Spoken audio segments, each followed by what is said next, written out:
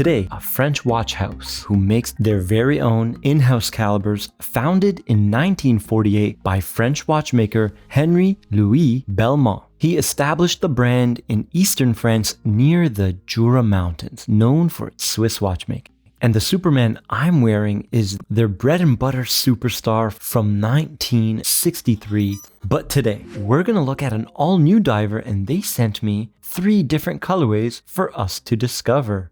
And if you did not know, Yema is run by a 3rd-generation family of watchmakers, and their small-scale team averages 30 plus years in watchmaking. Introducing the all-new Yema Submariner diver. And right off the bat, the first thing you will notice is this is drastically different than a Superman. We got sharp, bold, thick lugs that give the Submariner a more sturdy look. The sides are high polish with those blocky crown guards, and the top of the lugs have satiny smooth brushing. The watch feels substantial, sized up for my 6.6 inch wrist.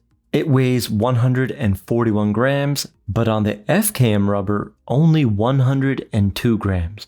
Let me know in the comments section, which do you prefer? I'm definitely into the FKM rubber. It's Viton rubber and feels incredible.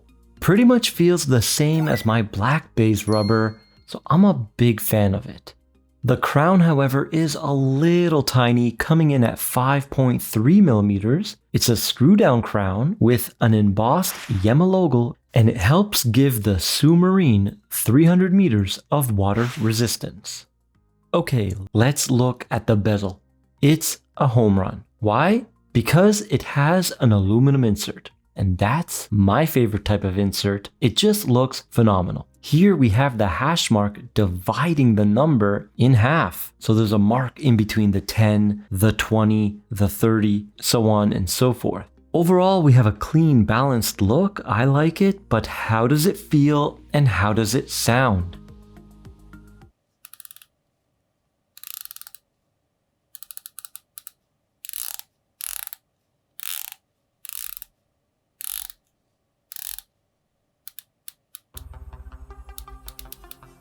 The bezel grip doesn't have a lot of bite, but because it's so thin, it's still easy to turn, and the resistance is low, so no worries there. And the insert does taper upwards towards that flat sapphire crystal. Now let's do those dimensions. I got 40.5 millimeters in diameter, secret measurement of 32.5 millimeters. That's the sapphire crystal's diameter. And we have a thickness of 12.2 millimeters with no drilled lugs and a lug to lug of 46 even. So that's the same reach as an SKX. What does that mean? It means this watch will wear great on a wide variety of wrist sizes.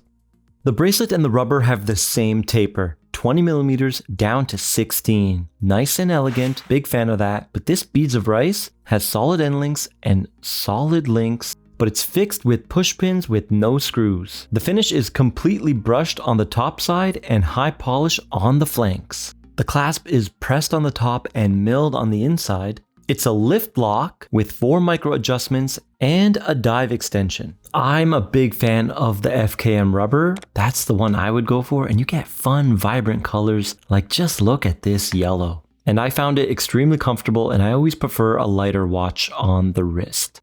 The buckle also has a signed Yema logo and is nicely finished, and the case pack has a deep embossed royal looking Yema crest, which I think is a great finishing touch.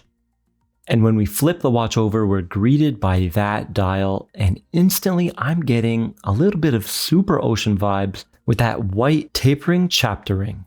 The dial is divided in 2 sectors by a really thin cutout where the hours are numbered in the middle. That's a cool look, and I love the prominent brushed cardinal indices. So everything is brushed, even the hands, and although I like the handset, I do find them a little bit too small for the proportion. It looks out of place to me, and something I found very strange is the seconds hand has no loom. So when you're diving, you may not know if your watch stopped working, and that could be dangerous. Are you guys okay with no loom on the seconds hand? I'm interested in your thoughts down below in the comments. Speaking of the loom, let's check it out, and wow, BGW9 Swiss Super Luminova, and a nice surprise, the aluminum insert is loomed. Very nice.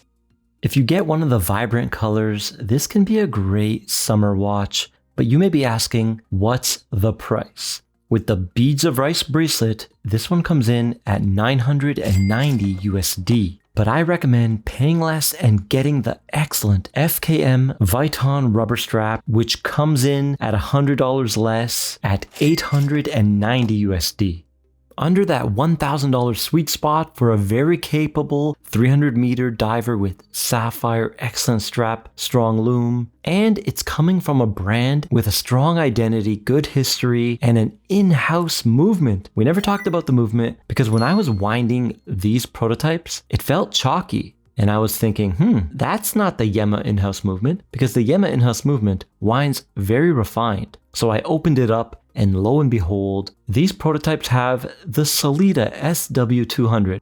Probably just a supply issue because it's a prototype. It doesn't have the in-house, so we can't do the time grapher today, unfortunately. But if you're wondering, it does come with a no-date movement, caliber 2000. It has 29 joules, and it's a smooth sweep 28.8 VPH with 42 hours of power reserve. And it is regulated to 4 positions at plus minus 10 seconds a day, but I found that the in-house movement that Yema makes always performs much better than the stated accuracy.